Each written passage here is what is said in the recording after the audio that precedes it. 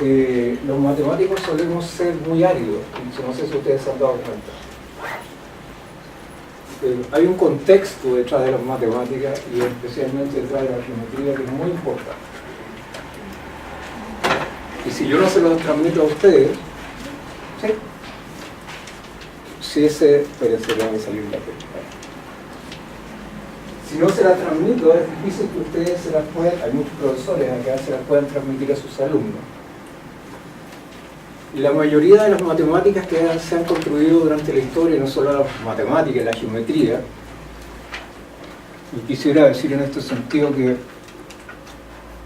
uno no debiese establecer una distinción tan tajante entre matemática y geometría como van a ver ahora, porque son maneras de describir prácticamente la misma cosa.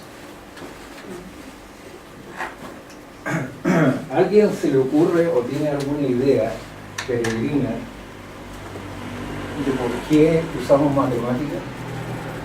¿De dónde viene? Para modelar la realidad. Para modelar la realidad. Pero la pregunta es distinta, mira, ¿de dónde surgen las matemáticas? ¿Por qué tenemos esa característica de poder hacer matemáticas? Para resolver situaciones. Pero es como una respuesta, eso es eso es un propósito, fíjate que eso es un propósito. Y la pregunta es por qué el ser humano tendría que tener propósitos para desarrollar algo. Esto quiere decir que alguien debe haber pensado alguna vez que necesita resolver un problema y por lo tanto este instrumento que aparece de la nada, aparece de repente de la nada, no es útil. ¿Sí? No, es que dentro de ese contexto la misma me hizo la siguiente pregunta. La verdad es que generó bastante una discusión en el curso. ¿Es si la matemática se inventa o es Esa es la típica pregunta de los constructivistas. si en algún momento Si alguna vez tuvieron clases con constructivistas, yo no soy constructivista. Entonces van a tener una respuesta diferente. Tengo una respuesta. Sí, me preguntaron, el constructivista que tengo aquí en el departamento me preguntó, quería que yo le respondiera si la matemática se construye o existe independiente de esa construcción. Pero, ¿sabes? Lo que pasa es que el análisis que hicimos con Buso, que esto fue ese como debate, Lo cual es muy bueno. bueno, la explicación se dio a partir de la necesidad que surge en las distintas civilizaciones por resolver ciertos problemas. Y tiene que ver básicamente con la sobrevivencia, con la capacidad que tenemos de organizarnos y de decir cómo cualquier cosa, no sé, algo que ayude como a... Pero te hago una pregunta, ¿por qué poseemos esa capacidad? Tiene que ver con el instinto. Ya, pero ¿hay algún motivo que genere esa capacidad de ser gregario, de representar simbólicamente ciertas estructuras y darle un correlato con la naturaleza de las cosas? La necesidad de las Pero eso también es un propósito. ¿Cómo se genera la capacidad para hacer matemática en el ser humano? Por ejemplo, no sé, estoy hablando de la ignorancia, por ejemplo, Hermano, está bien. de la geometría nace por medir la Tierra. Tengo entendido que eso igual solucionó muchas guerras o muchos problemas. Me preguntan, ¿cómo el ser humano tiene esas capacidades? ¿Por qué no otras? La medición. ¿De dónde surge eso? Claro, pero dilo,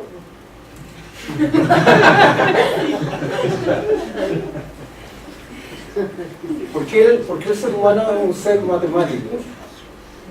Y por ende geométrico. ¿Es racional? ¿Y por qué racional? ¿Qué hace que seamos una especie racional? Que hayamos definido un lenguaje, pensamiento simbólico, y un cierto pensamiento simbólico. ¿Por qué?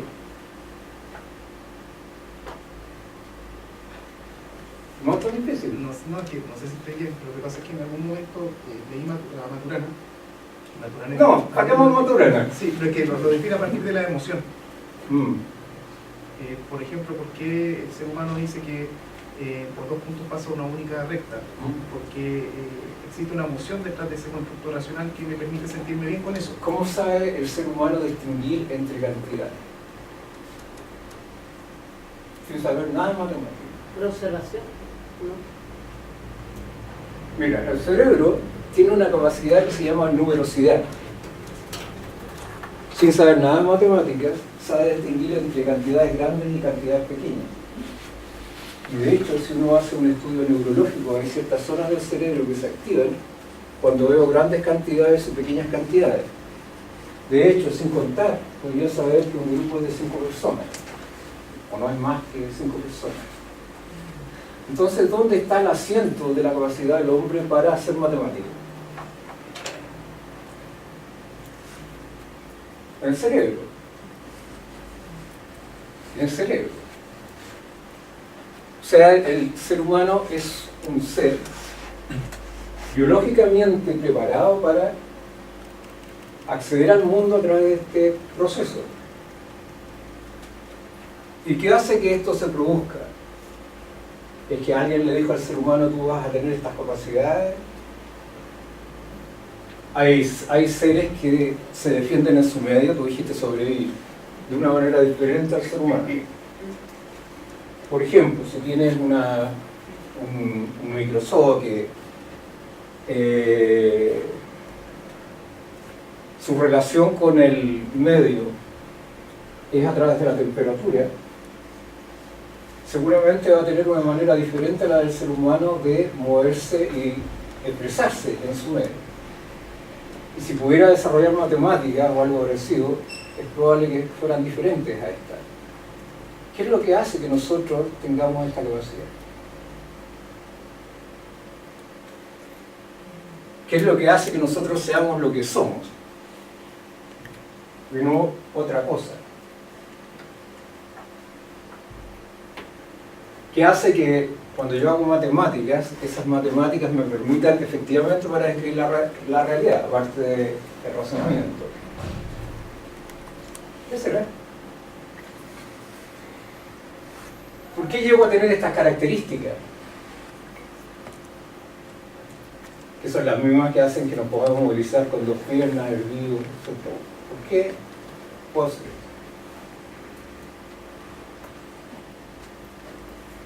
Fíjense que en la naturaleza han emergido y han desaparecido miles de especies. Miles.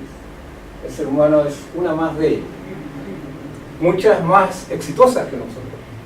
Mucho más exitosas. Los dinosaurios son más de 200 millones de años. Nosotros llevamos un parpadeo acá. ¿Qué hace que uno sobreviva? La presión evolutiva. Es decir, no es que haya un propósito, sino que sencillamente la presión evolutiva hace que aparezca, como que se seleccionan aquellos organismos más compatibles para relacionarse con el mundo. ¿Y cómo es posible que se relacionen con el mundo? Porque hay algún cierto acoplamiento entre el objeto del mundo, que es el ser humano o el ser vivo, y el medio que lo rodea. Si ese acoplamiento no se produjera, sencillamente desaparecería de la Tierra. No estaría. Entonces, hay propiedades biológicas que permiten que nosotros captemos el mundo de una manera determinada, lo cual no quiere decir que es una percepción errónea, quiere decir sencillamente que el acoplamiento que nosotros mantenemos con la realidad tiene ciertas características que nos permiten aprehenderlo, y esa aprehensión tampoco es arbitraria. Si fuera arbitraria no podríamos hacer absolutamente nada, estaríamos extinguidos. Con las matemáticas exactamente lo mismo. De hecho, los últimos estudios neurológicos, que no son definitivos por supuesto, pero que por lo menos a uno le dan una idea de esto, es que efectivamente el pensamiento matemático está ligado a procesos mentales específicos en alguna zona determinada del cerebro. No sé si es exactamente así. Últimamente han dicho incluso que esa relación no tiene mucho que ver con el lenguaje, a pesar de que existía una idea muy generalizada de que lenguaje y matemática iban juntos. Ahora eso es difícil de creer, porque si uno ve a los grandes matemáticos, no solo fueron capaces de desarrollar muchas matemáticas buenas, sino además ideas geniales, expresadas en un lenguaje también especial. Entonces lo que vamos a ver ahora, el curso se divide en dos clases que son más bien históricas. Lo que uno tiene que tratar de hacer es explicar, uno tiene que tratar de que el árbol, los árboles no nos limiten a ver el bosque. Las matemáticas tienen una evolución, así como la geometría, por razones determinadas. Estaba viendo la charla de Héctor. Entonces, una pregunta que uno debiese hacerse es ¿por qué el método de Rayleigh-Compás duró tanto tiempo? ¿Y por qué fue tan insistente para el mundo occidental, partiendo por los griegos y después de la Edad Media, el hacer uso de esta herramienta? Entre medio, como muchos matemáticos o geómetras, que ya sabían que se podían resolver esos problemas con otros métodos. Y sin embargo, la mayoría de las veces, esos procedimientos quedaron callados. ¿A alguien se le ocurre por qué pasó eso? ¿Por qué esa insistencia en resolver el problema con el método de Rayleigh-Compás cuando en realidad ya conocían otras curvas, además de las rectas y las circunferencias, que eran curvas perfectas para resolver los problemas? La cuadratura del círculo fue resuelta con otros métodos, diferentes a los de Rayleigh-Compás. ¿A alguien se le ocurre por qué pasó ahí? ¿Cuál es la razón histórica que produce eso? Fíjense que el axioma de la geometría euclidiana son 5 axiomas, ¿cierto? ¿Cuál es el quinto axioma? ¿Se acuerdan? ¿Cuál es el quinto axioma? El más conocido. Porque ahora vamos a hablar de geometría. ¿Cuál es el quinto axioma? Dados puntos tribunan una recta pasan una única paralela a la dada. Ese no es el axioma quinto. Eso es como lo vemos ahora. Ese es un axioma equivalente al original. El axioma original dice que una recta corta a otras dos es una secante, corta a otras dos, y si los ángulos interiores que forman la intersección de la secante con esas rectas son ángulos agudos, las dos rectas se intersectan. Pero ese postulado puede ser reemplazado por otros postulados, como el que tú me acabas de decir, pero eso es muy posterior. Ese es el inicial. ¿Por qué duró tanto ese postulado?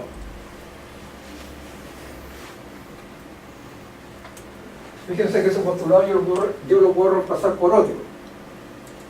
Podría tomar el teorema de Pitágoras, sacar ese postulado y poner el teorema de Pitágoras como quinto postulado. No como una conclusión de los otros. Sacar ese y poner este otro. Y dar los mismos resultados. Y el teorema dice que el quinto postulado previo sale como resultado de los otros 5, incluido el teorema de Pitágoras. Podría reemplazar el quinto postulado por la suma de los ángulos interiores de un triángulo es 180 grados, y no el quinto postulado. Y deducir el quinto postulado, porque en realidad ese es el quinto postulado, escrito de otra manera, y deducir todos los resultados que dedujo Euclides. Entonces vamos a ver un poquito una reseña histórica de este cuento. Y cuando termine el curso vamos a ver, el viernes, un problema que no lo voy a resolver aquí. Un problema que fue resuelto hace muy poco, que se llama la conjetura de Poincaré. ¿Puedes plantear un poquito la...?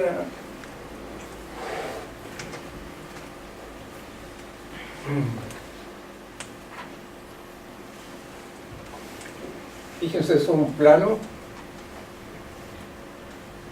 ya hay una transformación que me permite doblar el plano y transformarlo en ese cilindro que está ahí. Entonces puedo demostrar que hay una función 1 a 1 inyectiva que toma ese plano y lo transforma a eso. También hay una función 1 a 1 inyectiva que transforma el plano, lo doblo así, después así, y lo transforma en esa rosca, una rosquilla, esas que no habían ahora, a la hora del coffee. Si tengo el cilindro, el spam y lo achato, también obtengo una figura. El cilindro tiene un agujero, extendido también, la figura tiene un agujero. También hay una transformación 1 a 1. Hay figuras que yo puedo deformar, por ejemplo la esfera, si la aprieto, la puedo deformar a... ¿Qué cosa era? Una pelota de rugby. Y hay una relación, tiene características comunes, la pelota de rugby con la pelota de fútbol. Vamos a decir que topológicamente las dos figuras son equivalentes. Incluso si una tiene un agujero, la otra también tiene un agujero. Entonces yo puedo escribir para un topólogo, la pelota de rugby o la pelota de fútbol son exactamente iguales, no hay ninguna diferencia. La rosquilla es exactamente igual a un plano, no hay ninguna diferencia. Bueno, en realidad no, aquí hay un agujero. Entonces la pregunta era cómo determinar qué superficies son equivalentes topológicamente, y eso se hace mirando los agujeros que tienen. Y por eso había que idear un método. La conjetura de Poincaré tiene que ver con eso. ¿Sí? Hay que demostrar una cosa específica. Con eso vamos a terminar. Entonces van a ver la parte histórica de la geometría, y después vamos a ver resultados duros de la geometría y con algunos conceptos que son básicos. Uno tiene que saber lo que es métrica, uno tiene que saber métrica, algo de espacios vectoriales, espacios tangentes, etc. Pero lo vamos a ver de una manera agradable, de tal manera que no salgan sufriendo del curso. Entonces, dicho esto, ¿cómo empezó este cuento?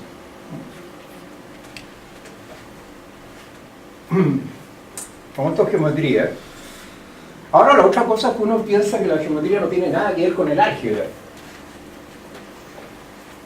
O sea, como que fueran dos ramas diferentes. Ese es un error trágico. Todo está relacionado. ¿Cómo está ahora? Ahí. ¿Dónde empieza la geometría? Con los sumerios y los babilonios. Toda la geometría que ellos tienen es empírica y práctica, y en estricto rigor ellos tienen incluso este teorema de Pitágoras, saben calcularlo, pero no lo demuestran. La idea de demostración y deducción viene bastante posterior a esto. Esto es el siglo V, el siglo VI antes de Cristo. No, estos son 2000 años antes de eso, el 2000 antes de Cristo. Es con los griegos a partir del siglo V antes de Cristo que esta se vuelve con Pitágoras y Euclides axiomática. Vamos a ver qué quiere decir eso. Y la deducción y demostración rigurosa de las proposiciones que la componen a partir de estos personajes se constituye en un imperativo. Quiero mencionarles que hay una pregunta que no me pueden hacer acá en esta vedada. No se les ocurra preguntarme ¿para qué sirve esto? Las razones son las siguientes. Voy a actuar como un geómetra o un matemático griego. En Grecia, una sociedad basada su economía fundamentalmente en la esclavitud y la agricultura, los grandes pensadores, filósofos, matemáticos, geómetras, hacían su trabajo sin un sentido de utilidad. Y no lo estoy diciendo en un sentido abstracto, sino absolutamente literal. Habría sido un pecado mortal preguntarle, bueno, de hecho lo fue a Euclides, ¿para qué sirve esto? Entonces, es con los griegos a partir del siglo V antes de Cristo que esto se vuelve con Pitágoras, axiomática, y la demostración empieza a ser importante. Bueno, Pitágoras fue fundador de la escuela pitagórica. Tenían una concepción muy interesante del mundo.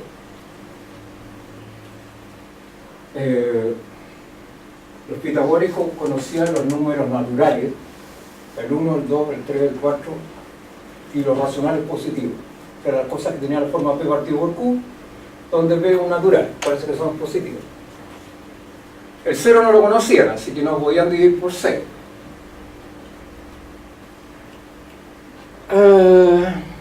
Tenían algunas teorías de la realidad, ¿cierto? Creían que existía el alma, pero no el alma como se entiende hoy día desde el punto de vista de las religiones actuales, sino que era una materia real que se desprendía del cuerpo cuando uno fallecía.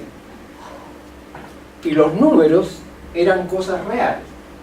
O sea, si yo estoy hablando del 1, el 1 está en alguna parte flotando, existía, en un sentido literal.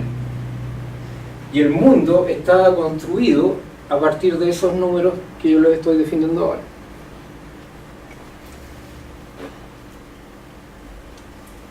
Aristóteles, mucho tiempo después, declara eso que está ahí.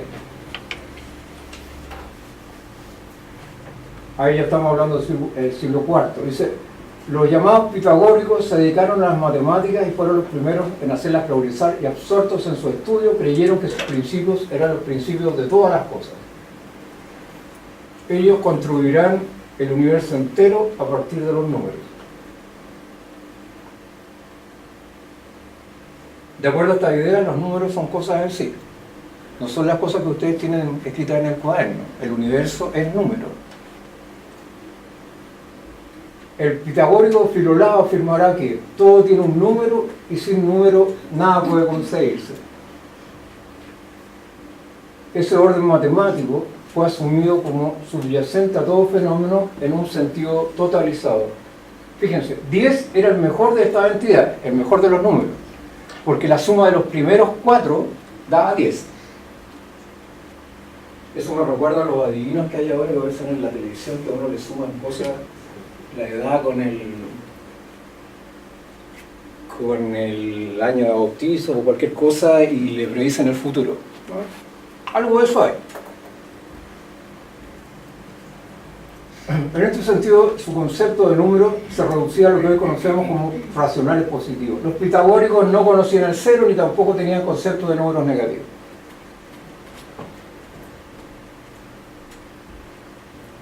Tampoco conocían los irracionales. Y cuando se dieron cuenta, a todo esto, los griegos no solo no conocían los irracionales, sino que tenían un terror fatídico a la inconmensurabilidad, es decir, a pasar el infinito no les gustaba, las cosas eran todas finitas. Y si ustedes lo piensan un poco, no es tan irracional lo que pensar. Por darle un ejemplo, la física de partículas en mecánica estadística estudia sistemas infinitos de partículas que no existen. Sin embargo, es una teoría idealizada de la realidad que entrega buenos resultados con respecto a sistemas que sí son finitos. Uno puede creer que hay muchas partículas, pero en realidad la cantidad que hay es finita. Entonces, si querían calcular raíz de 2, ¿no es cierto? Tenían, por el método de Rayleigh-Compás, ¿cierto? Como ya sabían demostrar el teorema de Pitágoras, fueron los primeros que lo demostraron, por eso se llama teorema de Pitágoras. ¿Cuántas demostraciones del teorema de Pitágoras hay diferentes? ¿Alguien sabe? ¿Cuántas? Tienen un número, con métodos diferentes. Más de 300. En la Edad Media, cuando uno sacaba la maestría, la tesis de grado era encontrar una demostración nueva del teorema de Pitágoras. Hay un libro muy interesante en donde las describe todas. Les voy a dar el link porque enmarca Robarillo. Entonces, si este valía 1, este 1, esto valía raíz de 2. Acuérdense que los griegos no marcaban las reglas. Porque eso también era pecaminoso, no las podían marcar, porque eso significaba transitar hacia la inconmensurabilidad. Acuérdense el problema de ese tipo que da un paso, quiere llegar allá, después da medio paso, no llega nunca. Entonces para ellos era una paradoja impresionante. Y por lo tanto trataban de evitar por todos los medios usar estos sistemas. Porque usan proporciones cuando hacen sus demostraciones para no tener que marcar las reglas. Entonces se dieron cuenta que raíz de 2 no era un número entero. Terrible. Porque toda su concepción del mundo se basaba en los números naturales o los enteros positivos. Se desmoronaba no solamente la matemática, sino que además se desmoronaba su concepción del universo.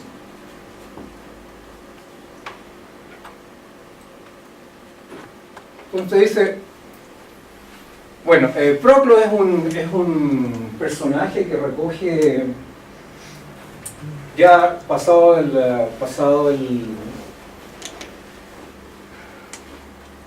siglo cero, ¿no es cierto?, con el nacimiento de Cristo, bastante más delantero que el siglo IV, que hace un resumen de muchas de las obras de los griegos antiguos, y dice, es fama que el primero en dar al dominio público la teoría de los irracionales perecería en un naufragio, y ello porque lo inexpresable e inimaginable debería siempre haber permanecido oculto. O sea, Pitágoras les dijo, ya, están ahí los irracionales, quédense calladitos, no los usen. En consecuencia, el culpable que fortuitamente tocó y reveló este aspecto de las cosas vivientes fue trasladado a su lugar de origen, donde es flagelado a perpetuidad por las olas. Eso aparece en un comentario en el libro 10 de los elementos de Euclides. No sabemos si es cierto, porque los griegos eran bien especiales. Hoy día si estamos en una guerra, ¿no es cierto?, yo me paso al bando contrario, soy un traidor. Lo más común entre los griegos que se pasaran al bando contrario, razonablemente se los trataba mejor al bando contrario, y no solo no eran traidores, sino que a veces eran considerados hasta héroes. Han cambiado las cosas. El proyecto monista de los pitagóricos consistía en concebir la unidad del mundo como una unidad de opuestos, visión enantiológica. Concebían el universo compuesto por una serie de esferas concéntricas ordenados, cosmos, a través de una disposición de sus cuerpos, astros, generando armonía a través de la proporción matemática existente entre sus distancias, análoga a la de las octavas musicales, la armonía de las esferas. Recuerden que el universo que conocían los pitagóricos era un par de estrellas, un par de mundos, y el Sol, y la Tierra, que se suponía fija. Sin embargo, consideraban que el Sol era una bola de fuego. Eso es bastante interesante, a pesar de su concepto heliocéntrico. Será Platón, ya en el siglo V, ¿sí?, influido por el pitagorismo, aparentemente como resultado de su amistad con un pitagórico, Arquito de Tarento, el que introducirá la noción de número construible, sobre el cual le estaba conversando el profesor Moreno en la sección anterior. Definido como aquel generado a partir de los elementos considerados en esa época como fundamentales de la geometría, a saber, las rectas y las circunferencias, cuestión que mantendrá Aristóteles. Aristóteles es un genio, pero a la vez es un déspota, porque las opiniones de los genios suelen ser aceptadas sin contradecirlas, y los errores de los genios también. Tuvo muchos aciertos muy originales. Fue discípulo de Platón, pero esperó a la muerte de Platón para separarse de su filosofía. y plantear una filosofía diferente. Perdón, estoy hablando ahí de Aristóteles. Platón no es un idealista, cree que las ideas son cosas en sí, o sea, también como el pitagórico existen en el mundo, es lo que se llama un realismo extremo. Los instrumentos a usar eran una regla no graduada, acuérdense, les dije no las graduaban, le tenían miedo a la inconmensurabilidad. Y un compás, de acuerdo a las siguientes reglas: es posible trazar la recta que une dos puntos, es posible trazar circunferencias de radio determinado, es posible determinar las intersecciones de rectas y circunferencias ya trazadas. Esto es lo que pasó a llamarse método de regla y compás. No es el compás, es un compás ideal y es una regla ideal. Ello permitió a los geómetras griegos multiplicar, dividir e incluso calcular raíces cuadradas y resolver algunas ecuaciones de segundo grado. Notable. ¿Les dice algo de eso que está ahí? Una combinación de Geometría y álgebra. ¿No es cierto? El hecho de considerar reglas no graduadas se relacionaba precisamente con el horror griego a la inconmensurabilidad. En este sentido, el hecho de definir unidades y tener que subdividirlas consecutivamente representaba para ellos un problema filosófico profundo. Por eso es que cuando trabajan con proporciones y no con reglas graduadas ni números. No fuera a hacer cosas que les apareciera a raíz de 2 entre medio. Lo cual no quiere decir que había filósofos y matemáticos que supieran de esos números y usaran métodos diferentes de esto. Toda la vida hay disidentes y afortunadamente son esos disidentes los que finalmente producen las grandes revoluciones, por lo menos en ciencia y en matemáticas. Euclides hará uso de estas herramientas y de las consideraciones de Eudoxo para desarrollar su obra de elementos. Eudoxo era otro que le tenía miedo al infinito. Él creó el método de exhaustión, no sé si ustedes lo recuerdan. No quería calcular el área del círculo, ¿qué es lo que hace Eudoxo? Lo aproxima por dentro, por ¿cómo se llama? Polígonos. Por supuesto sabe calcular el área de los polígonos. Y por fuera. Calcula esta área, calcula el área del polígono de afuera y aproxima el área del círculo. ¿A qué se parece esto?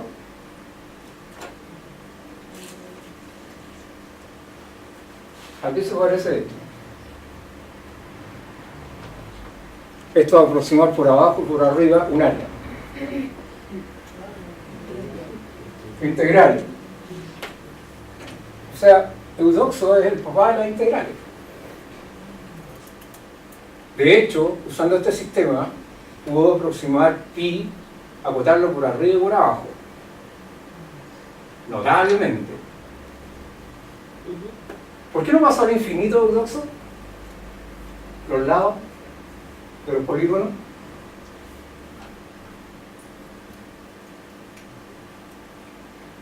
Porque si yo calculo el área de los polígonos, yo sé que son n lados, y n arriba, y estoy calculando el área, lo razonable sería que dijera, ¿sabe qué? Si quiero obtener el área del círculo exacto, debería pasar n infinito nomás.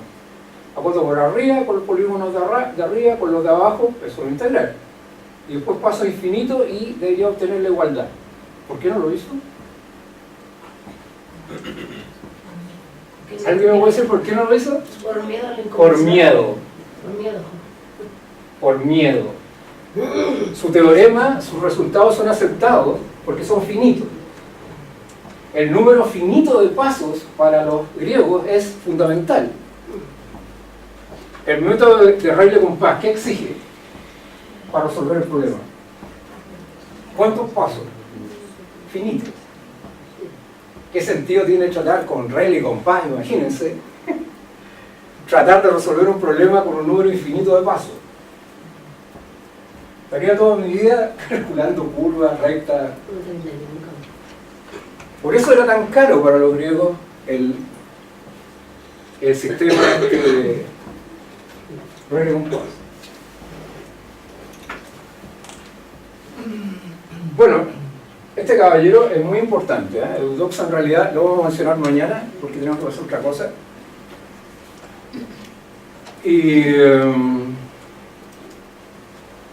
¿cuáles eran los problemas más importantes de la obra? Miren todo lo que duró esto, ¿eh? Si esta cuestión es horrenda, porque son 2000 años de tratar de hacer una cosa que no se podía hacer usando Rayleigh-Montagu. Los problemas más importantes en esta época se referirán a la cuadratura del círculo, la duplicación del cubo y la trisección del ángulo, cuestiones que serán no resolubles con esta técnica. El primer asunto consistía en deducir con Rayleigh-Montagu el lado del cuadrado de área igual que la de un círculo dado. Ahí aparece el número pi indefectiblemente. Ahora lo sabemos. Cuestiones en un número finito de operaciones.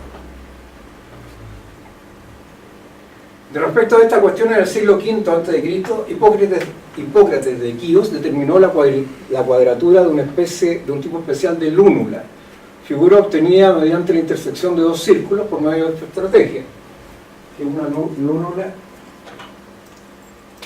o con media luna, esto es una lúnula.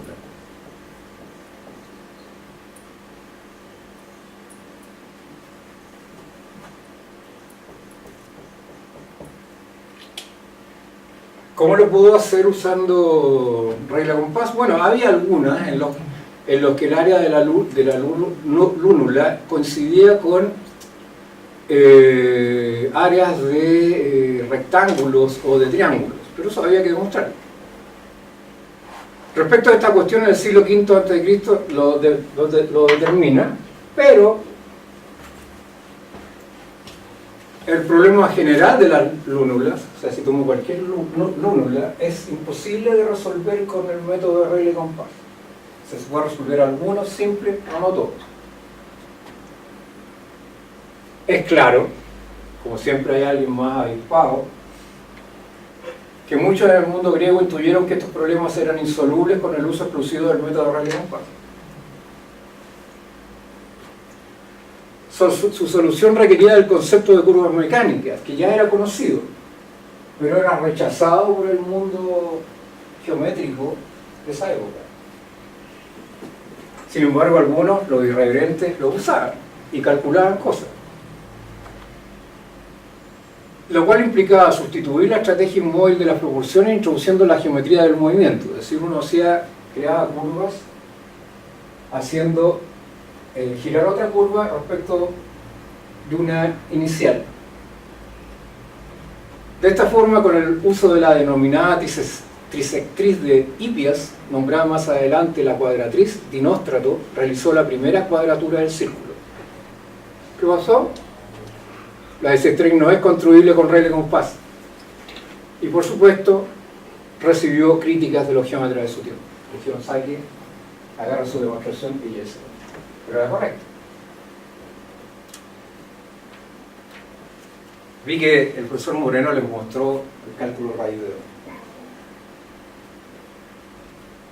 Hagámoslo de otra manera. Lo hizo de una manera y yo lo voy a hacer de otra. Puedo usar el teorema de Pitágoras. ¿Por qué puedo resolver un problema matemático de distintas formas y no solamente de uno? Porque siempre llega el mismo resultado. Claro, pero fíjate, mirado desde el punto de vista de los axiomas, fíjate, yo te dije que el quinto postulado de Euclides lo puedo cambiar por otro y yo tengo los mismos resultados. Y además el quinto postulado lo puedo sustituir por el teorema de Pitágoras y ese ahora lo pongo como postulado y obtengo los mismos resultados. Y todos implican métodos diferentes. Sin embargo, arrasan o dan cuenta de todos los resultados posteriores. Bueno, esto es lo mismo. eso no hay una sola manera de resolver un problema. Lo mismo que hizo el profesor Moreno. Trazamos un segmento AB de longitud h, cantidad a la cual deseamos extraer la raíz cuadrada. ¿Qué es lo que hace uno? Eso vale h y después firma una línea, la extiende. Eso lo puedo hacer por la regla compás. En una magnitud 1, dado que definí lo que era una magnitud 1. ¿Ya?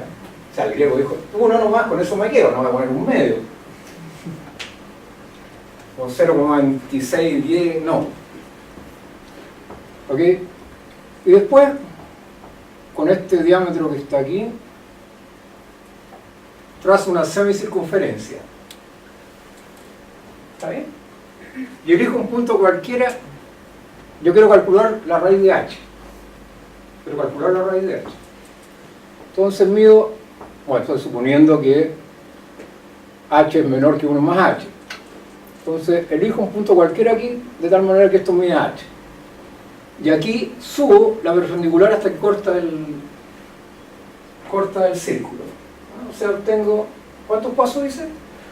1, 2, 3, 4. Finito. Todo eso lo puedo hacer. Por eso vale 1, eso h. Bueno, yo no sé todavía que la longitud de ese trazo de raíz de h. No lo sé. Eso es x. Ahorita se traza la circunferencia. Y ahora usamos Pitágoras. Usamos Pitágoras. Miremos este triángulo que está aquí. Es un triángulo rectángulo, ¿no es cierto? Así que CA al cuadrado, el trazo CA al cuadrado. Saben que yo nunca he entendido, le ponen la raya arriba, no sé si la longitud o el trazo, así que me van a disculpar, yo lo pongo así, no. Desde chico que estoy frito con eso. CA al cuadrado más AD al cuadrado es CD al cuadrado. Es distancia, es distancia. Perdónenme los profes, pero siempre con el sufrimiento eso, incluso en el colegio. Me ponía mis propias letras. Después, al otro lado, tengo AB al cuadrado más AD al cuadrado es la hipotenusa BD al cuadrado. Ahora miremos una cosa, ya saben esto, lo que ya lo sabían. Este es un triángulo, ¿no es cierto? Estas son dos cuerdas. Y esta es una semicircunferencia, así que ese ángulo tiene que ser 90 grados. ¿Ok? Así que usamos Pitágoras otra vez. Fíjense. Eso quiere decir que CD al cuadrado más DB al cuadrado es CB al cuadrado. Pero CB es CA más AB. Así que tenemos CD al cuadrado más BD al cuadrado, lo mismo que CA más AB al cuadrado. Así que tengo esta que está aquí, estas que están aquí y estas que están acá. Esa igualdad. Entonces, pero fíjense, aquí aparece, aquí está CD al cuadrado, ¿no es cierto? Y aquí está BD al cuadrado. BD al cuadrado. Y yo tengo esta relación de acá. Entonces basta que yo... bueno, esta es la parte de acá abajo, la que les acabo de decir. CD al cuadrado más DB al cuadrado igual a CB cuadrado. Eso está ahí. Entonces, aquí está CD al cuadrado, es eso que está acá, y BD al cuadrado, eso que está ahí. Así que ahora lo voy a sustituir acá. De aquí arriba lo sustituyo ahí. Y después desarrollo la expresión, cancelo, y lo que obtengo es que AD al cuadrado es CA por AD. ¿Ya? Fíjense, ahí está CD al cuadrado, lo reemplazo ahí, es eso. Acá está BD al cuadrado, está ahí, lo reemplazo por eso. Después desarrollo el cuadrado acá, cancelo y lo que me queda es eso que está ahí. AD al cuadrado, es decir, eso al cuadrado, es igual a CA, ese trazo por la longitud de ese trazo que es AB. Es decir, ¿qué es lo que tengo? ¿Cuánto vale CA? CA vale 1. ¿Cuánto vale AB? AB vale H. Es decir, AD al cuadrado es H. O sea, esa altura que está ahí vale h, perdón, al cuadrado vale h, es decir, la raíz de AD al cuadrado es H. ¿Está bien? Entonces, en el fondo, ¿qué es lo que estoy diciendo? Tengo un problema geométrico y lo transformé en ¿qué? Dice, entonces, resolver este problema es equivalente a encontrar la solución positiva de la ecuación algebraica x cuadrado menos h por 0. Tengo un problema geométrico, tiene un equivalente con un problema algebraico. Entonces, ¿qué diferencia entre los problemas geométricos y los problemas algebraicos? Déjenme ir un segundito para atrás, que creo que me salté algo.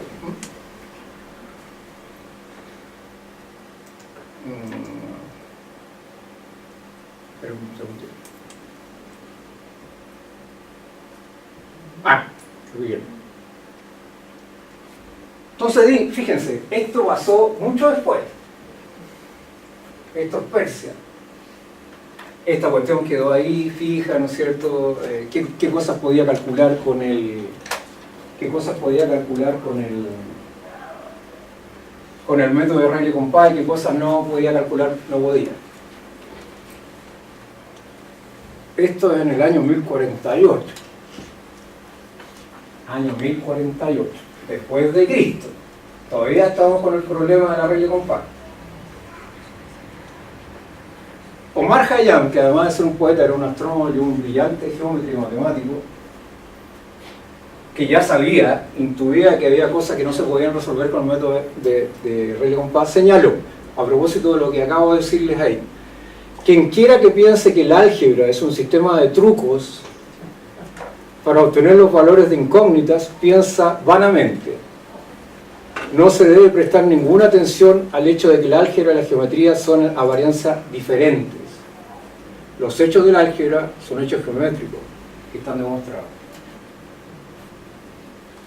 Geometría y álgebra se relacionan. Nuestra manera de ver el mundo geométrico, nuestra geometría también tiene que ver con las relaciones numéricas que nosotros mismos percibimos o creamos. Este señor aquí que muchos no quieren, porque en muchos sentidos es una lata y en otros es brillante. Su metafísica suele ser una lata, pero su física suele ser muy interesante. De hecho, los orígenes de la ciencia empírico-racional tienen que ver cuando un conjunto de sacerdotes franciscanos en Inglaterra decide comenzar a poner énfasis en la física de Aristóteles y no en la metafísica de Aristóteles. Entonces, ¿qué gracia tiene este caballero? 384 y 322 a.C. tiene alguna relación con Euclides y por lo tanto algo influyó. En un libro, en su obra Órgano, sistematiza algunos elementos constitutivos de la lógica formal con los llamados silogismos deductivos y el postulado del tercero excluido.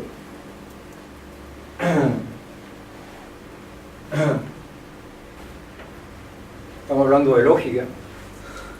Un axioma, fíjense, está escrito axioma en griego, antiguo. Eso es la alfa, psi, iota o omega, mu, alfa, axioma. ¿Está clarito? ¿Qué era un axioma en esa época para ellos? Un axioma es lo que parece evidente y necesario. O sea, es una verdad irredarguible, yo miro, es que es obvio. O lo que parece justo. ¿Qué es hoy día en matemáticas una axioma? En matemáticas. No es necesariamente algo que parece evidente y necesario, es una base para construir una estructura. Que tenga relación con la realidad o no, ese es otro cuento, ¿no? Las matemáticas ya son independientes de los objetos que estudia la física. Profesor, disculpe, no sé si lo recuerdo, pero me parece que no necesita demostración. El axioma no necesita demostración porque es la base con la que tú vas a construir tu sistema teórico. Entonces hoy día la matemática y los axiomas no son necesariamente verdades evidentes, sino ladrillos a partir de los cuales se construyen otras estructuras, proposiciones, a través de un proceso de inferencias basado en un conjunto de reglas preestablecidas. En el caso de Aristóteles, esas inferencias se llamaban silogismos. Parto de un conjunto de premisas que acepto como verdades y a partir de ellas deduzco otras. ¿Qué se espera de un sistema axiomático deductivo? La gente, a veces algunos matemáticos dicen, pues si la lógica no importa para nada. Al contrario, todas estas disciplinas comienzan a fusionarse y hoy día es muy difícil separar una de otra en matemáticas. Independencia. Estas verdades, a partir de las cuales voy a deducir otras, deben ser independientes entre sí. Es decir, yo no puedo deducir un axioma de los otros anteriores porque deja de ser un axioma. Consistencia.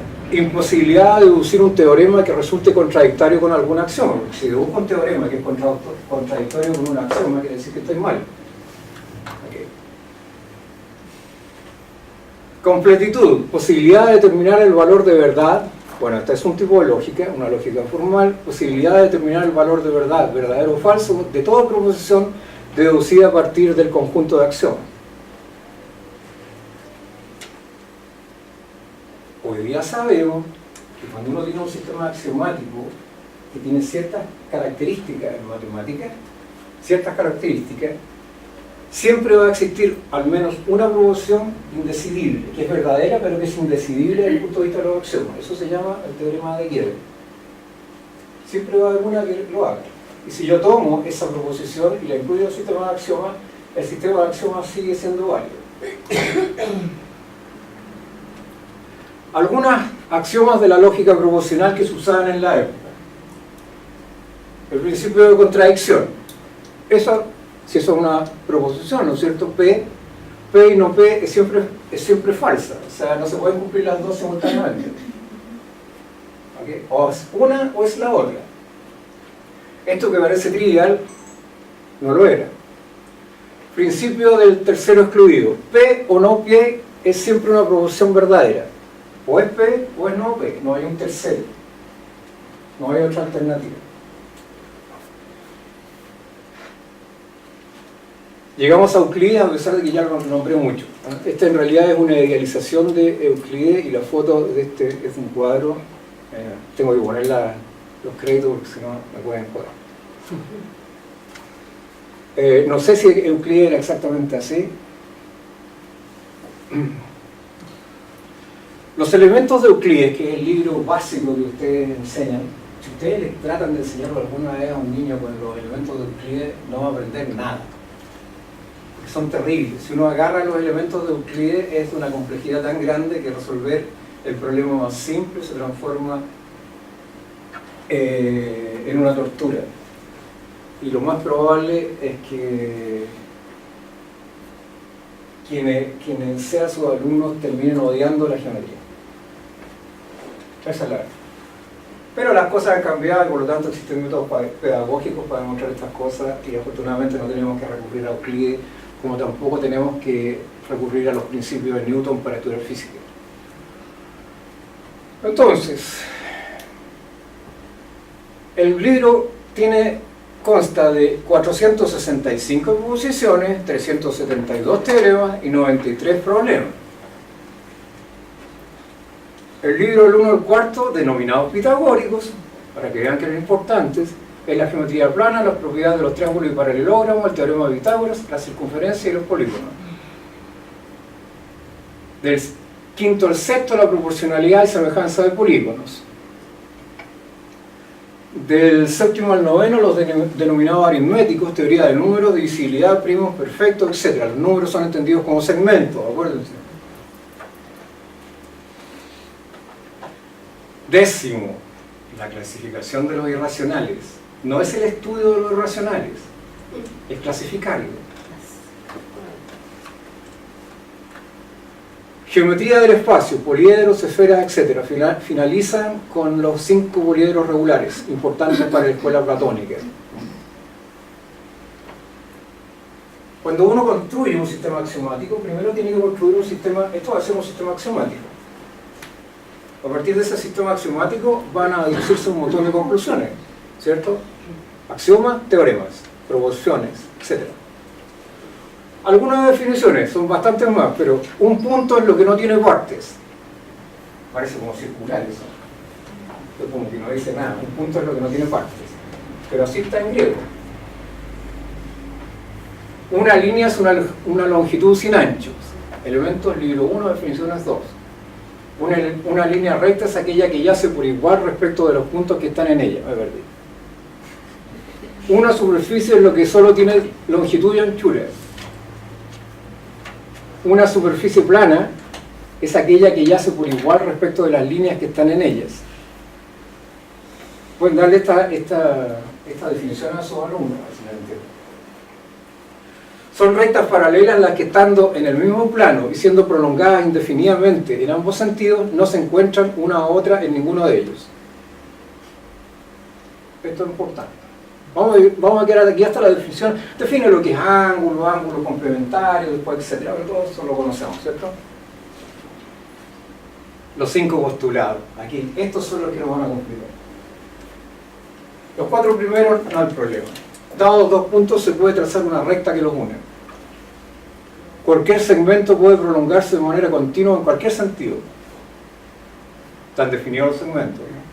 Se puede trazar una circunferencia, también la circunferencia. Se puede trazar una circunferencia con centro en cualquier punto y de cualquier radio. Todos los ángulos rectos son congruentes, o sea, son iguales. Quinto, este es el problemático. Si una recta corta a otras dos formando a un mismo lado de la secante dos ángulos internos agudos, esto es textual, esas dos rectas prolongadas indefinidamente se cortan del lado en el que están dichos ángulos. Ese es el actual que generalmente se usa. Por un punto exterior de una recta se puede trazar una y solo una recta paralela a ella. Esta es la que usan en el colegio, ¿cierto?, para enseñarlo a los alumnos. Bueno, eso. Tienen dos rectas, una secante que las corta, son los ángulos, ¿cierto? Si son agudos, las rectas se cortan. Eso es todo. Es un axioma. Pregunta, ¿se puede? Ustedes saben que es un axioma, ¿verdad? Si no hubieran sabido nada, son 5. ¿Ese les habría parecido un axioma? Con todas las definiciones anteriores. ¿Qué requisitos tenía que tener un axioma? Un sistema axiomático para que sirviera independiente. ¿Les parece que el quinto axioma es independiente de los otros? Hacia el ojo, ¿no? Imaginen que son griegos y están ahí en la clase y está Euclides mostrándole los 5 axiomas. ¿Qué debería hacer un alumno vivaz, por lo menos? Oiga, ¿y por qué? ¿Y cómo sabe usted que ese quinto axioma es independiente de los anteriores?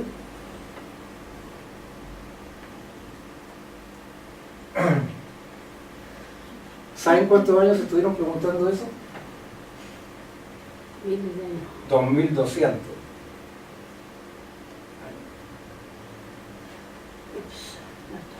Entonces, cada vez que alguien, bueno, le voy a mostrar los otros axiomas.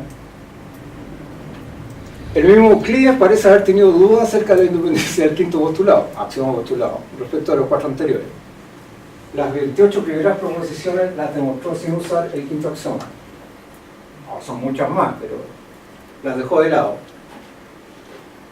Las dudas respecto de lo señalado en 2 fueron disipadas solo 22 siglos después de escrita la obra de Euclides, al hacer su aparición las geometrías no euclidianas. Vamos a echarle una miradita a las geometrías no euclidianas así pasaditas para verlas bien después.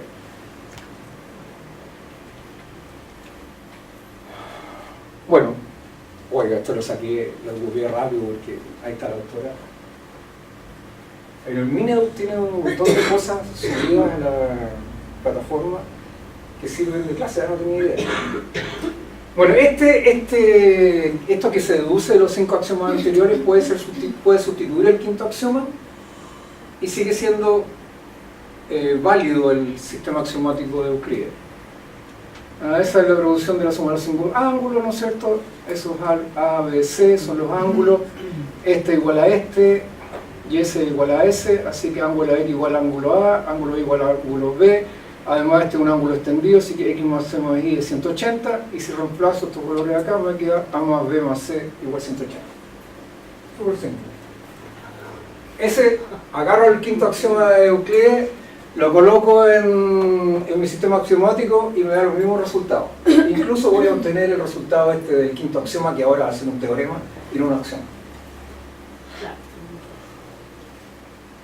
Los dudosos de siempre. Esos alumnos que quieren destronar al maestro y le dicen, no, eso está malo, yo lo voy a probar y me voy a hacer más famoso que el maestro. Bueno, aunque él también está dudoso. Dice la afirmación de que como convergen más y más a medida que se prolongan, llegarán alguna vez a encontrarse. Es una afirmación verosímil, pero no es necesaria a falta de un argumento que pruebe que esto es verdad acerca de las líneas rectas. Pues el hecho de que haya algunas líneas que se aproximan indefinidamente, pero permanecen sin tocarse, por más improbable y paradójico que parezca, también es cierto y está completamente comprobado en relación con líneas de otro tipo. ¿Por qué en el caso de las rectas no es posible lo mismo que ocurre con las líneas aumentadas? Este es Proclo, insisto, está en el año 412 y todavía está discutiendo a Euclides, que era del siglo 300 a.C. Él hace su comentario a este famoso libro. Los dudosos fueron, bueno, partiendo por Proclo y seguramente otros anteriormente de Constantinopla, que hace esta versión de los elementos y con comentarios. El italiano Giovanni Saccheri en el libro Euclides liberado de cada defecto, eso fue. Aquí está Euclides, pero con todas las fallas que cometió se las saqué y yo se las resolví. El alemán George S. Kluger, pero se equivocó. ¿Por qué? Se equivocó. El alemán de origen francés Johann Heinrich Lambert, en esta obra que está acá. ¿Qué es lo importante? Todos estos que están antes y que trataron de demostrar que estaba mal esta cosa, trataron de hacerlo con contraejemplo, y trataron de demostrar que en realidad se producían contradicciones en el sistema y no pudieron hacerlo nunca y se equivocaron, porque cada vez que ponían un contraejemplo, en realidad el contraejemplo contenía implícitamente el quinto postulado y ellos no se habían dado cuenta. Por ejemplo, el quinto postulado, acuérdense que el quinto postulado lo puedo sustituir por otros. Y por lo tanto, al ocupar los otros, están en fondo ocupando el quinto postulado. O sea, no hay inconsistencia.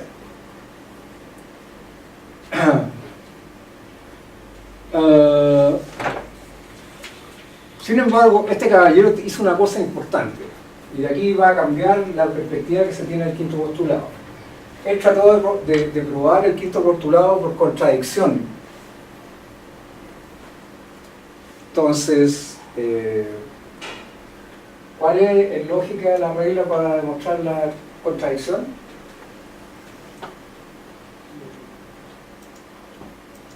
Que no suceda. Si P implica Q es verdadero, Entonces es lo contrario. ya, pero ¿qué sería eso? P y Q es equivalente a qué? Espera un poquito. P implica Q, ¿no? P implica Q es equivalente a qué cosa? No P o Q. Esto es verdadero. No, que es verdadero. Por contradicción, ¿qué es negar eso, no? Claro. La negación de esto es P y no Q. Entonces tengo que probar, asumir que P es cierto y no Q es cierto y mostrar que eso es falso. ¿Ven que la lógica sirve? Bueno, trató de hacer eso. Y en realidad lo que pasó fue que llevó a contradicciones. Pero esas contradicciones no tenían que ver con el hecho de que el quinto axioma fuera dependiente de los anteriores, sino que tenían que ver con un asunto mucho más profundo que eso, y él no se dio cuenta de eso, y tiene que ver con que los 5 axiomas que están ahí sí definen una geometría,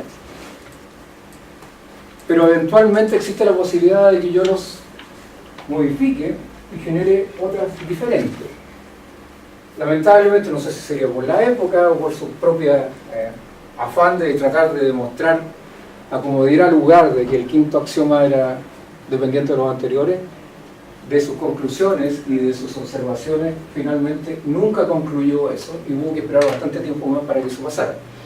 Pero de aquí para adelante ya todos empezaron a dudar de que el quinto axioma fuera en realidad dependiente de los anteriores y empezaron a plantearse otras posibilidades. Esto es un caso interesante. El húngaro János Bolyai acepta la independencia del quinto postulado y lo sustituye por el siguiente. Desde un punto exterior a una recta pueden trazarse infinitas rectas paralelas a la dada. ¿Eso es posible?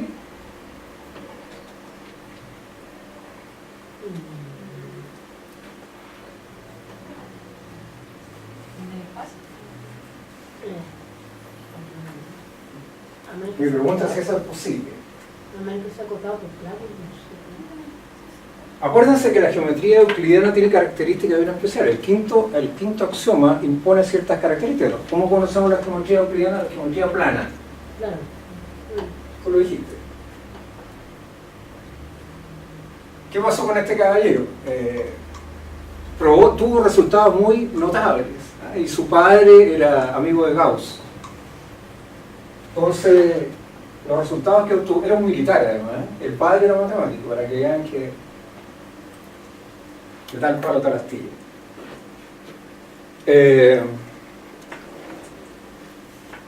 Cometió el error de mandarle a Gauss los resultados de Bolyai.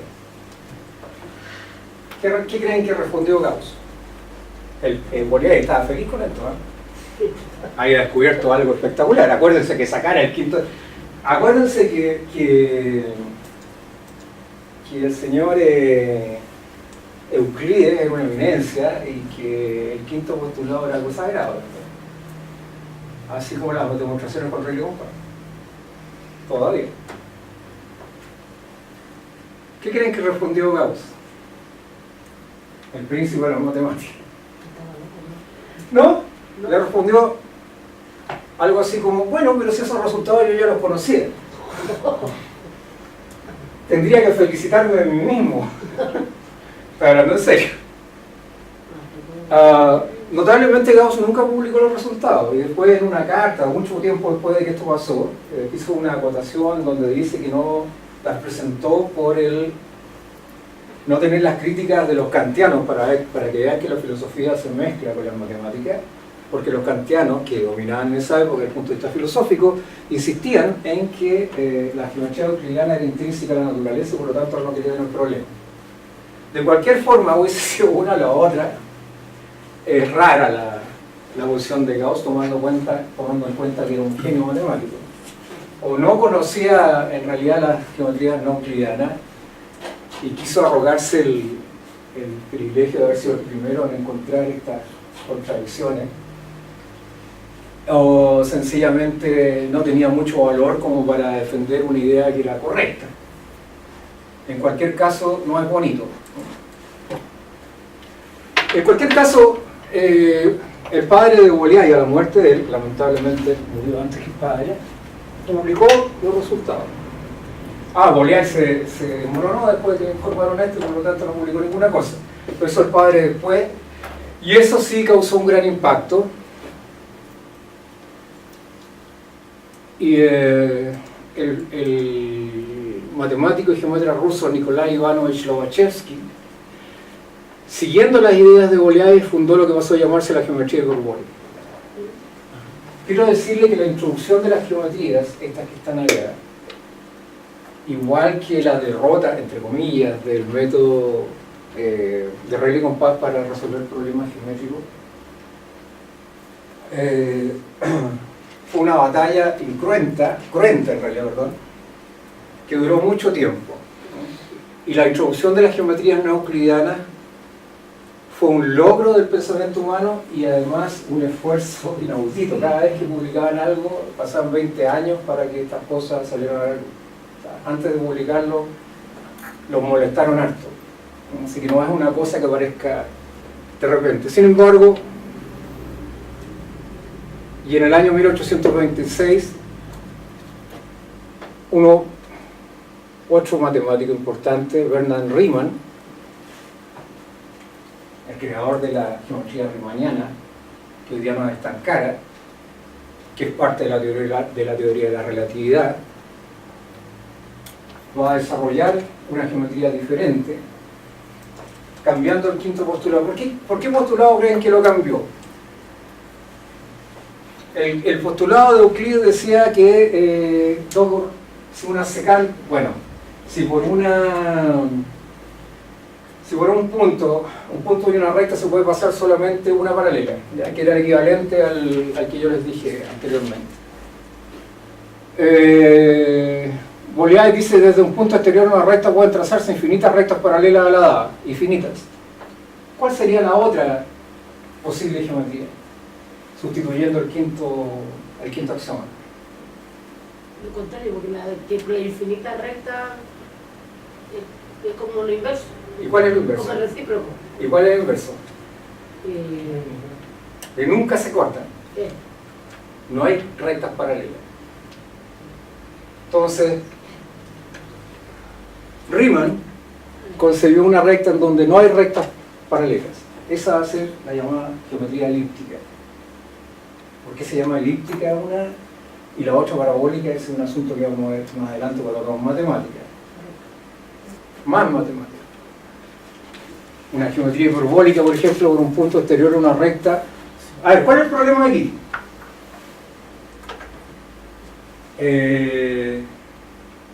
Acuérdense, ¿cómo se construyó la teoría, el sistema euclidiano? Con un conjunto de definiciones, tenemos un conjunto de definiciones, un conjunto de axiomas y los resultados a través de un proceso de deducción de proposiciones basadas en esos axiomas. Axiomas que son independientes entre ellos. Para definir estas nuevas geometrías, cambiando los axiomas, ¿qué es lo que tengo que cambiar? Además. La geometría. Ya, pero acuérdense, son definiciones, axiomas. Los axiomas son los 4 primeros iguales y cambio solamente el último. ¿Qué es lo que tengo que cambiar? ¿O qué es lo que se utiliza? ¿Puede ser? No. ¿Qué tengo que cambiar? Acuérdate.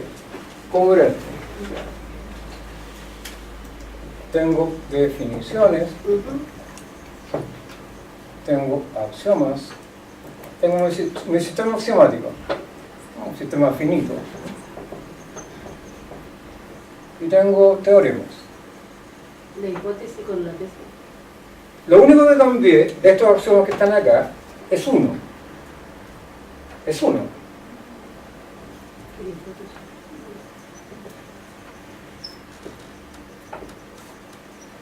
El quinto. Hablo de rectas, hablo de paralelas, de todo lo que ustedes quieran. ¿Qué es lo que tengo que cambiar para que resulte esto? En el espacio. Ya, pero ¿qué tengo que cambiar? En el plano del espacio. ¿Qué es una recta en una geometría hiperbólica? Es un conjunto de puntos colineales, ¿no? No. Eso es la Esa geometría es la euclidiana. geometría. ¿Y la geometría elíptica qué es una recta? Tengo que redefinir. La vida más corta y la Tengo, ¿ya? Eso parece más razonable. Si tengo puntos, la línea que une de forma más eficiente esos dos puntos. O sea, no es la recta euclidiana. No es la recta euclidiana. Y en el caso de la parabólica, de la hiperbólica y de la elíptica tampoco. Miren esta superficie de aquí. ¿Qué superficie es esta? Una silla montada, ¿no es cierto? La típica silla montada. Esas dos rectas, no sé, si eso es una recta para mí, que eso es una recta para mí, esa línea que está ahí, la línea más corta que es ese punto con ese punto, sobre la superficie, y esta es otra recta, porque es la línea más corta que uno de los puntos, sobre la superficie, estas no se cortan nunca. ¿Cuántas más puedo pasar acá? Podría pasar otra acá, ¿no es cierto? porque no necesariamente se va a cortar con esta de acá y va a seguir siendo paralela. ¿Cómo se vería un triángulo acá? Si esas son rectas.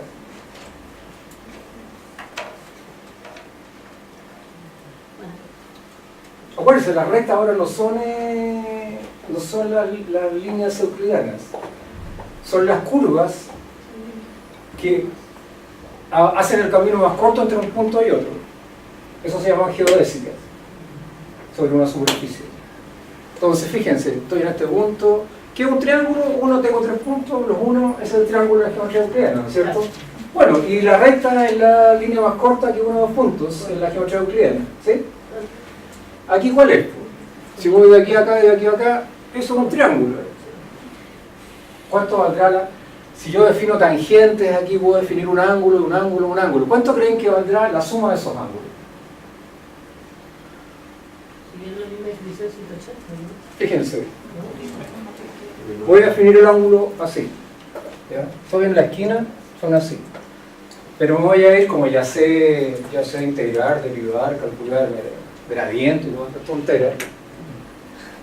Entonces me paro aquí y si miro esta cosa muy chiquitita acá, esto seguramente si es suave, va a ser equivalente a un plano euclidiano. Así que ahí puedo tirar un vector para allá, un vector para acá y hacer un plano. Y en el fondo el ángulo entre la tangente en ese punto y la tangente en ese punto va a ser equivalente al ángulo entre las dos curvas. ¿Ya? ¿Cuánto creen que es la suma de esos 3 ángulos? ¿180 grados? No. ¿Mayor o menor? Menor. Interesante. Lo que hace una silla montada. Entonces la suma de los ángulos de un triángulo en esta geometría es inferior a 180 grados. Yo no lo vi con el modelo, lo demuestra con los ¿cómo se llama? Con los axiomas. Fíjense en eso. No lo estoy haciendo con un modelo. Después voy a introducir un modelo. La pregunta después, ¿hay alguna cosa que satisfaga esto? O sea, uno tiene que hacer uno construye su edificio teórico, así hacen los matemáticos, los geómetras, y después se preguntan, chuta, ¿y esta cuestión existe? Sí. Eso que les molesta tanto a los alumnos, dicen, ay, pero ¿a qué diablo? ¿Qué hacen los matemáticos? Demostrar la existencia de unicidad de soluciones. Sí. Bueno, pero es lo mismo que el problema de la cuadratura del círculo. ¿Cuánto tiempo se llevaron tratando de demostrar una cosa que no se podía demostrar? Entonces uno tiene que decirle al físico, mira, ¿sabes qué? En realidad tu problema no es solucionar, no tiene solución. Y si tiene solución es única. Y si tiene solución son muchas. Porque si no, el físico, ¿cuánto se va a pasar ahí? Siglos discutiendo una cosa que no es posible. Entonces, alguna utilidad tiene. La física es matemática, como vamos a ver más adelante. Entonces, la suma de los ángulos de un triángulo es inferior a 180 grados en la geometría hiperbólica. La intersección de dos planos paralelos contiene rectas paralelas entre sí. El primer modelo para una geometría hiperbólica fue el de la pseudosfera, eso en 1868. Y eso, la pseudosfera se logra haciendo girar una curva que se llama atractriz en torno a su eje. La atractriz es así, ¿ya? Es una curva así. Resulta un problema físico que no lo vamos a ver ahora, pero si lo hago girar, queda eso. ¿Okay? Esta es la atractriz.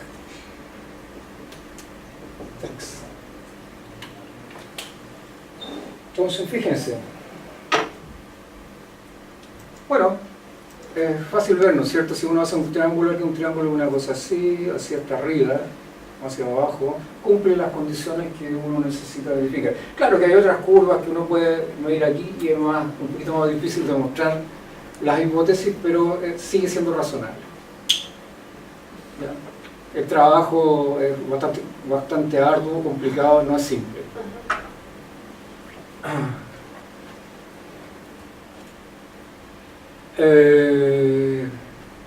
Entonces eso se llama pseudosfera. esa atractriz que gira en torno a su eje, se llama pseudoesfera.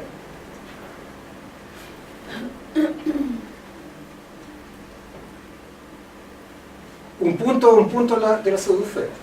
Tenemos que definir lo que es un punto. Un punto sigue siendo un punto arriba. ¿Okay? ¿Qué es la recta? La línea que pasa por A y B es la curva más corta sobre la pseudoesfera que una A y B, es decir, la geodésica. ¿Qué necesito para calcular geodésica en matemática?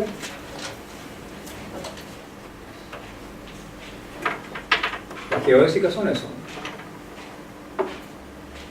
Si tengo una superficie suave, así, diferenciable, en todo punto, es decir, en un punto la superficie se parece mucho a un plano, necesito cálculo direccional.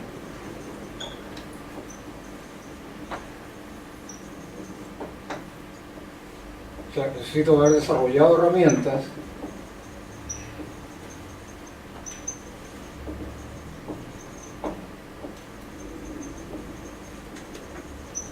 para calcular.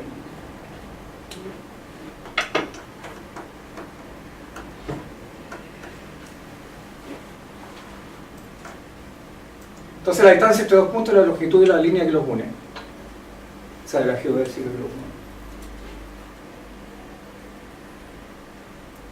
La geometría elíptica, la de Riemann, en donde ninguna recta se corta. ¿Qué será una recta?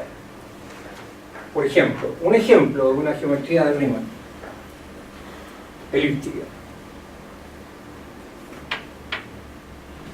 Se van a sorprender con el modelo que tiene. Hay un modelo específico. En el otro era la pseudoesfera. Esta es otra figura. Suave, diferenciable. ¿Cuál será?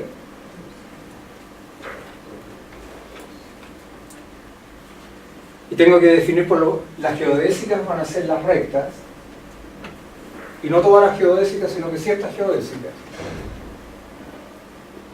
¿A alguien se le ocurre? Esa esfera. El modelo que encontró Riemann es una esfera. Y las líneas, las rectas, ¿qué son? El plano, tenemos que definir el plano es la superficie esférica.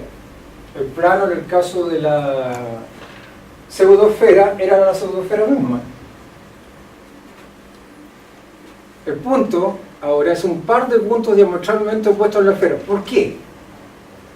¿Por qué necesito dos puntos sobre la esfera para definir un punto?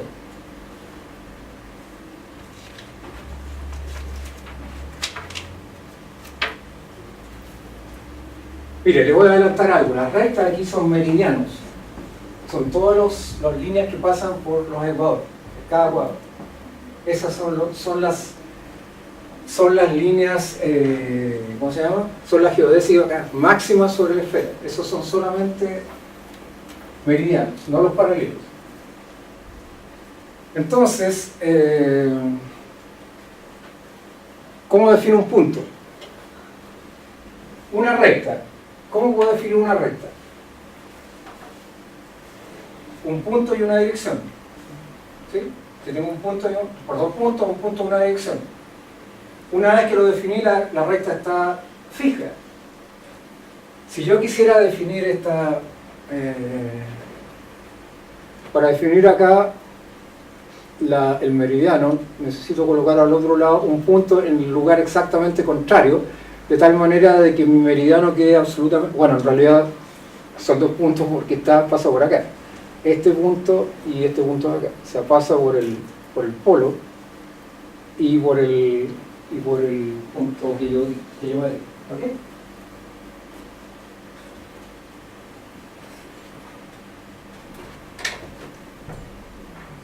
La recta es un círculo máximo sobre la esfera, es decir, una línea geodésica. Entonces, dos rectas siempre tienen un punto en común. ¿Cuál es el punto en común? El polo, ¿o no? Sí. Por lo cual, desde un punto exterior a una recta no es posible trazar ningún punto, ninguna paralela. No hay ninguna. ¿Les parece freak la definición? Más o menos. Pero define una geometría. Profesor, perdón, ¿podría devolverse la anterior? Porque me quedé pegada con la definición. La anterior es... Es la esfera. Sí, no, de abajo. Acuérdense que esto se lo voy a mandar por internet. Ok. Corregivo, si tiene falla ortográfica. Ya está listo, profe. Siempre me pasa, siempre me pasa. Aviso que yo mando correos como hasta la mañana. Ah, ningún problema. Porque si le suena el celular, no hay culpa. Desconéctenlo.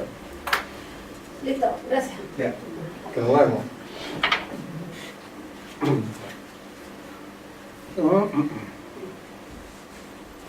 Entonces, dos rectas siempre tienen un punto común, por lo cual desde un punto exterior a una recta no es posible trazar ninguna paralela. Las rectas son limitadas por su longitud finita y siempre la misma.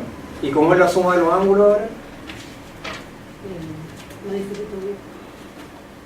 Bueno, ya lo puse. Si ese es un triángulo, ¿cierto? Bueno, ahí es más de 180 grados. Es más de 180 grados. O sea, si soy una hormiga casi plana, que vivo sobre esa superficie y que tengo algunas restricciones para moverme, las rectas van a ser estas líneas, ¿no es cierto? Y ¿qué más? Los puntos están definidos, etc. Bueno, pero aquí pasa lo mismo, ¿no? ¿Es una consulta? Sí. Usted mencionaba recién que la teoría de la relatividad se fundamenta en la No, es que no en esta esfera, pero es que estas son variedades riemannianas. ¿Qué características tienen? Son estas superficies que son rectificables en cada punto, rectificables. Son diferenciables en cada punto, son suaves. Si yo vivo en la Tierra, este pedacito que está aquí lo veo plano. O sea, yo puedo usar aquí métrica euclidiana. En el resto no. Esas son las superficies que me interesan. Son localmente euclidianas. Es que lo relaciona con la concepción del espacio puro. Sí, pero que ahí el concepto es diferente. Tu variedad riemanniana no tiene que ver con la realidad que tú estás viendo acá. Entonces, vamos a ver unos ejemplitos para que ustedes lo vean después y vamos a ver ejemplos de simetría en física.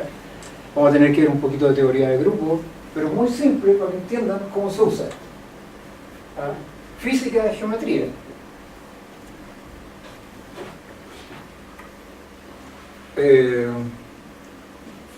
Entonces, ¿y cómo se ven estas cosas de acá?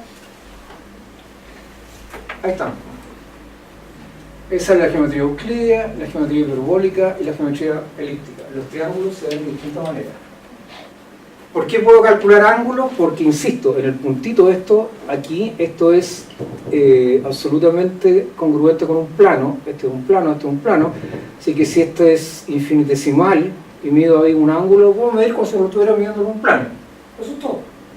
Así que la suma de los ángulos es mayor de 180, menor de 180, 180 grados.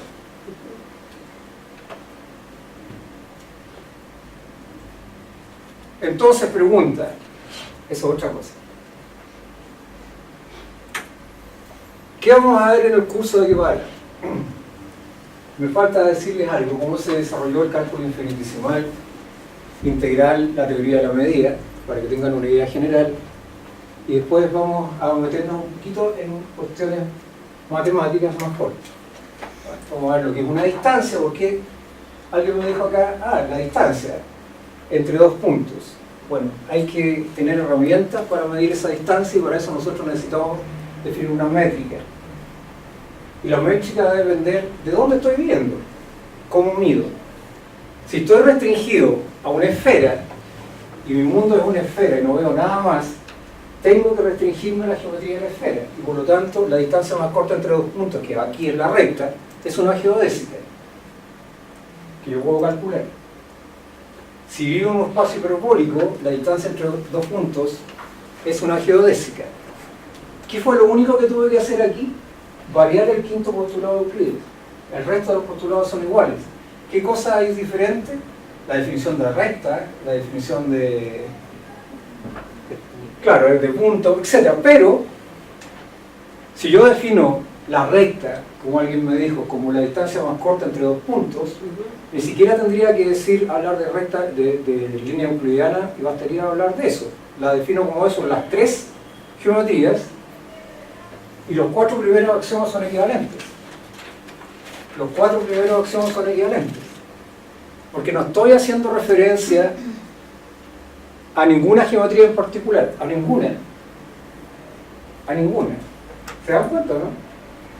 Si yo digo, tengo que definir una función de distancia, si yo digo que la recta es, o un trazo de recta es la que une entre dos puntos, es aquella línea que hace mínima la distancia entre los dos, o mínimo lo que yo me demoro en llegar de un lugar a otro, si quisiera ser más pedestre, entonces me hago independiente de la noción de recta euclidiana o de recta en el espacio esférico. Lo que necesito saber es con qué distancia estoy trabajando, cuál es la métrica de la geometría. Y esa la pongo en las definiciones, pero hablo de métrica. Y puedo decir que es una métrica en la forma más general desde el punto de vista matemático. De tal manera que le sirve para todo. Todos los casos sirven. Entonces ese no es un modelo. En el caso de la geometría hiperbólica y en el caso de la geometría elíptica, las superficies que lo mostré son modelos de una teoría más general. Yo podría hablar matemáticamente con ustedes sin decirles absolutamente nada acerca de una cosa específica. Tengo un conjunto de axiomas, un conjunto de definiciones, y después podría decirlo, aplíquenla. Encuentren ejemplos en donde esto se satisfaga. Eso es la matemática. Esa es la gracia que tiene la matemática. O sea, estas definiciones, si yo hago abstracción del el quinto postulado importante, ahí sí que hay diferencia, cambia la geometría, pero si mantengo los otros cuatro son iguales. Basta que defina la distancia sin decir qué es lo que es. Distancia es una función que va de, no sé, de un espacio vectorial, luego el espacio vectorial se toma obviamente y lo lleva a los reales positivos, y tiene las siguientes características, por ejemplo. Eso es una distancia. ¿De qué espacio vectorial estoy hablando? No estoy diciendo nada. O podría ser un conjunto, ni siquiera un conjunto arbitrario, ni siquiera un espacio vectorial. Yo puedo definir en matemáticas una distancia sin hacer referencia a casos particulares de los conjuntos sobre los cuales estoy trabajando. Esa es la gracia de los matemáticos. Los cuatro primeros postulados, si postulo una distancia X sobre conjuntos X y obtengo todas sus propiedades, va a ser igual para todas. Solamente que cuando tenga que ver un caso particular, lo voy a mirar y voy a decir, chuta, una esfera. Bueno, aquí la distancia está definida como esto. Y tengo que ver si cumple las propiedades de esa función que yo llamo distancia. Pero todas tienen que tener las mismas características, porque si no, no me sirve. Fíjense, para terminar, para que vean esta relación, ¿qué les dije al principio? Que en algún sentido la relación entre álgebra y geometría es, no siempre, se relacionan, ¿cierto? Estás trabajando con números, vi que Héctor les habló de los números trascendentales y de los números algebraicos. En el caso de la geometría, un número algebraico es uno que es solución de una ecuación algebraica. Eso es todo. Y en el caso y los trascendentales son los que no son solución de un cierto tipo de ecuaciones álgebras. Entonces, por ejemplo, ¿qué se demuestra? Que pi no es resultado, no es un número que pueda ser solución de una ecuación algebraica de cierto tipo. Las cosas que son construibles en un número finito de pasos, o sea, los números, por ejemplo, construir el número finito de pasos desde el punto de vista geométrico, son números algebraicos. Eso es lo que decía Héctor. Entonces, si pi no es un número algebraico, difícilmente se va a poder construir pi usando método algebraico, usando el método de Rayleigh-Monfort. Y eso fue lo que descubrieron. Pi es un número trascendente, no es solución de ninguna ecuación de ese tipo. Y por lo tanto, era imposible, se demoraron siglos de siglos en descubrir eso, era imposible resolver ese problema. Y todas aquellas personas que dedicaron su vida a tratar de resolver un problema imposible, malgastaron su vida. Igual fue entretenido. Pero no pudieron derrocar a nadie. A veces es bueno darse cuenta cuando una cosa parece imposible. Ya quiero ser justo con la hora, me voy a pasar 15 minutos más, pero hace calor acá. ¿Tienen preguntas?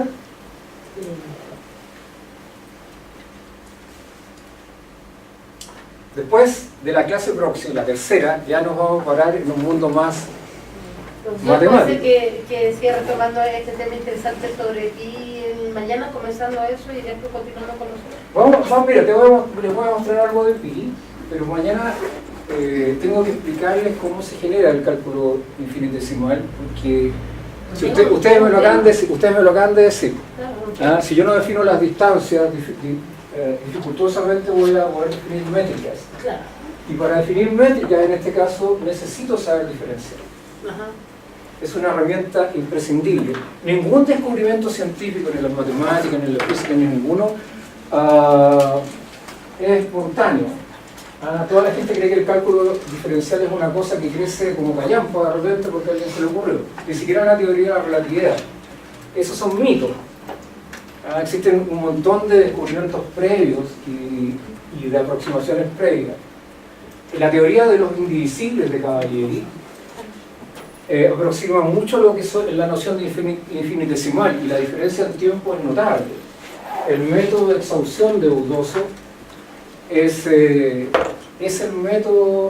integración. Es integración.